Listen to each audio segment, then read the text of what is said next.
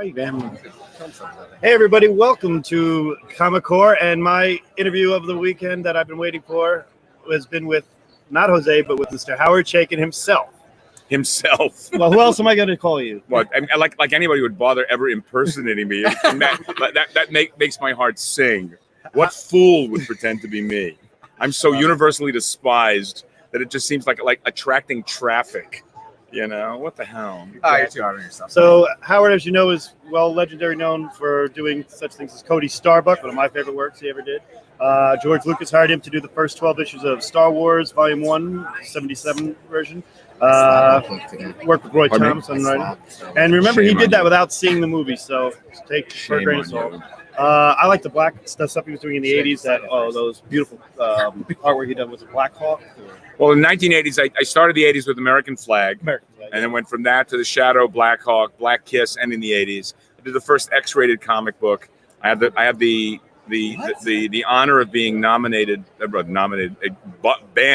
in the UK and Canada twice, once in 1989 and then again in 2012. I was invited to speak at the Canadian Writers Conference in 2013 about being banned in Canada, which was an absolute gas. I recognize the fact. You have a question? Am I going to go on? All right. This is Howard Show. I mean, just before we started rolling, the cat to my right referred to me as sort of this Don Rickles-esque figure, which is utter bullshit. The reality is that, as I said to them as well, I spent the first 5 years of my life with my wife with having her apologizing for me when I would say things to people that were obviously outrageous. And everybody, of course, thought I was kidding because people cannot put their head together to believe that anyone would talk to them in the way that I do. And she finally realized that no one was really listening, which is the perfect paradigm and the perfect meme for modern culture in general, and certainly the comic book community in particular. Nice. Now, speaking of the comic book culture and the were we? Community, we were. You did. I did. I love the fact that there was an apartment or a house. I guess it was a house in Upper New York around there. There was a bunch of people living together, kind of like we are at this bed and breakfast we're at, our Airbnb. But it was this man himself, Walter Simonson. He's no more Walt than I'm Howie. Alan Milgram. We call it Alan Milgram. Jim Starlin. Starlin never lived there. He just came up? Yeah, Bernie Wrightson. We were in Queens, not in Upper Manhattan. The Upper Manhattan group was another group entirely. Okay. They were the pretentious faturists. We were the ground level guys in the boroughs. Right. Wrightson lived downstairs from me. I lived there. Milgram and Simonson lived together. Magan had moved out. And we were living in Queens in a neighborhood that was rapidly evolving from middle class to Hasidic. And the upside was that there was a phenomenal black kosher restaurant that was ridiculously cheap. Nice. And I basically, I managed to inoculate Simonson with Yiddishkeit and Judaica in his first couple of years in New York City, because he is, after all, the fabulous Norwegian. Yes. So in this, see, this stuff that matters to me. I can give a fuck about the rest of this. Yeah, right. So 1972, 1973, these guys, and I'm telling you, this was a true story that I heard from multiple people. You guys thought this was going to end. Oh, absolutely. We thought we were the last generation of comics talent because we assumed that the advent of personal computers would obviate paper. Right.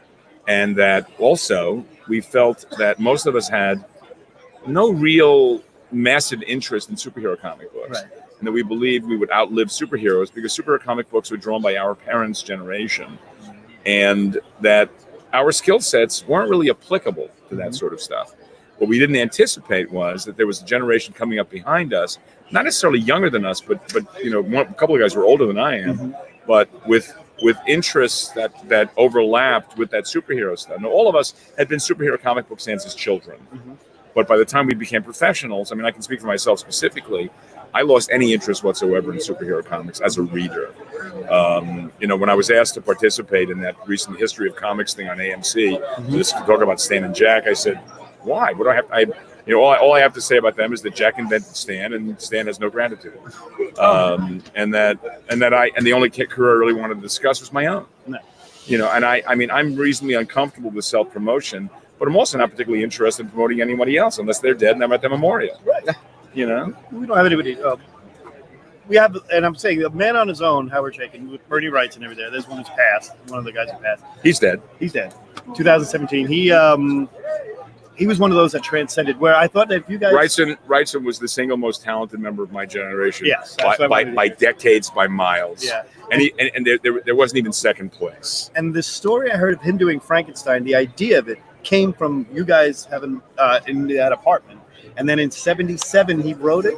Beats the shit out of me. I He have no loves idea. Frankenstein. And Wrightson was a guy. If you want to talk about somebody who's dead, I always talk about the dead because you can't hurt their feelings. Wrightson was a guy who, from my perspective, completely misunderstood the value of his skill set, and that he never had. I mean, he never really planned to get old enough to be able to look back at his work from a reasonable perspective, and I did.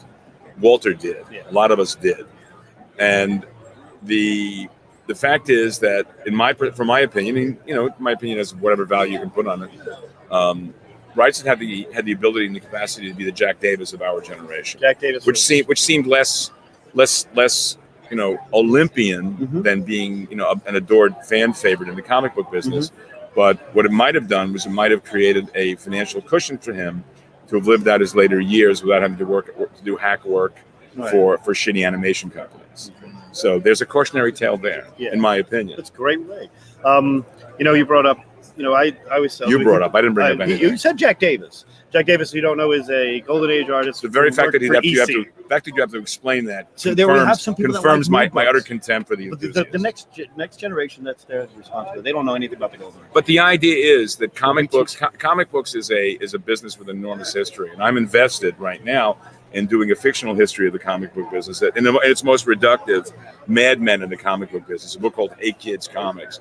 The first 5 issues are out now in trade. It's great. And I'm working on issues 6 through 11 as we speak.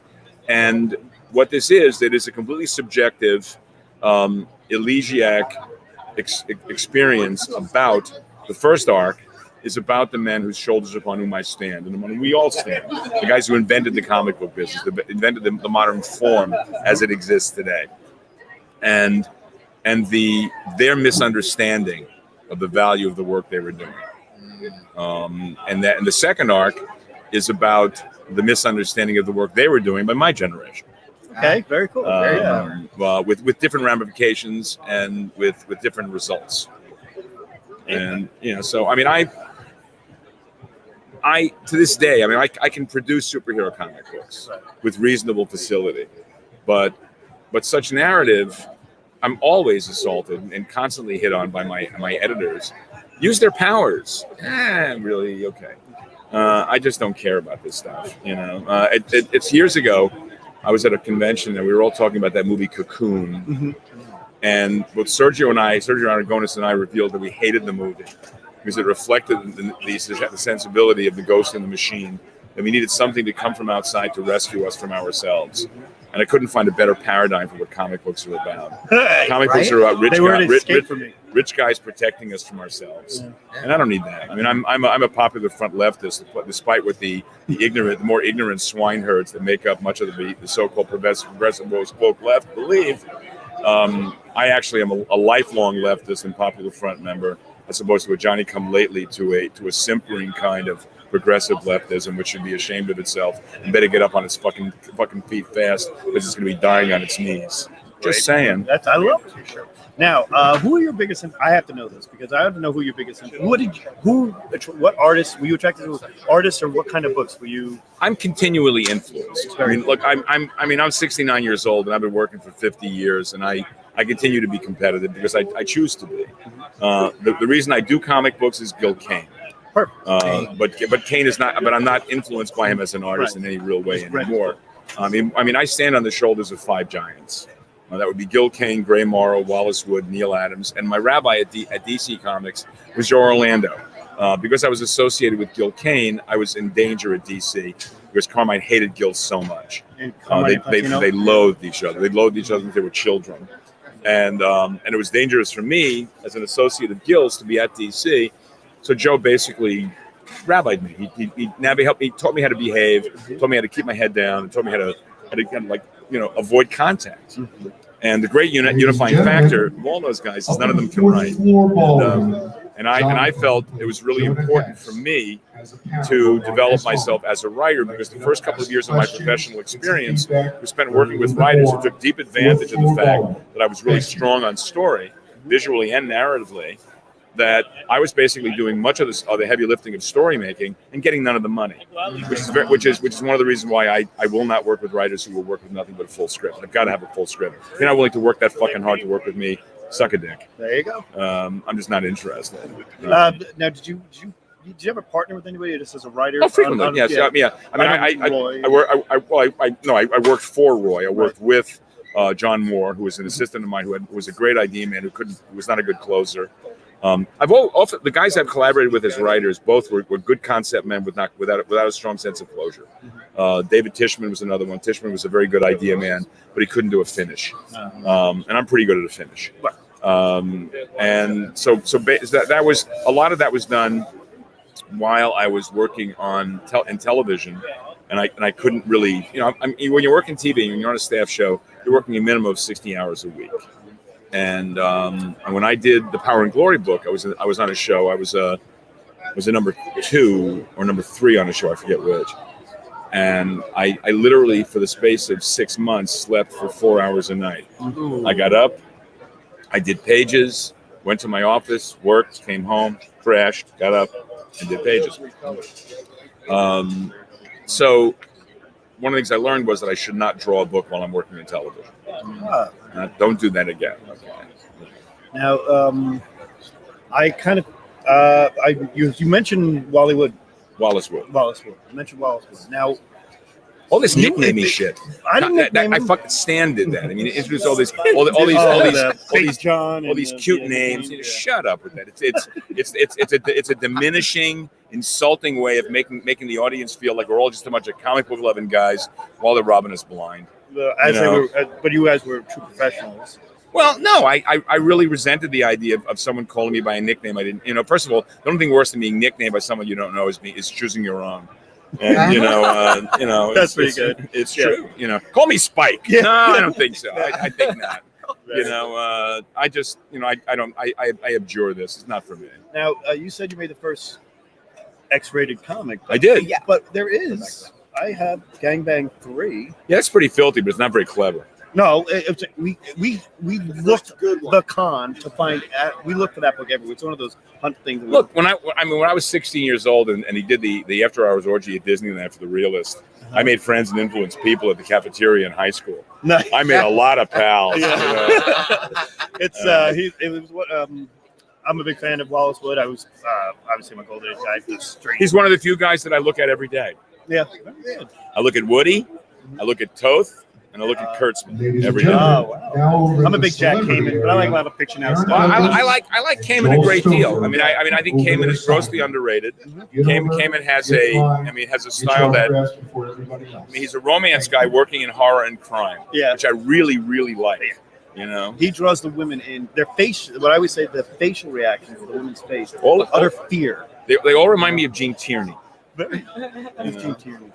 God, you really are a cultural. I'm 46. But you have a country and a cultural history behind you, and you live in a time where everything is available to you. Google. Everything is available to you. I will find out who. As Danny Fingeroth told me a long time ago, if only we had a device in our fucking pocket. Right. That's great. Okay.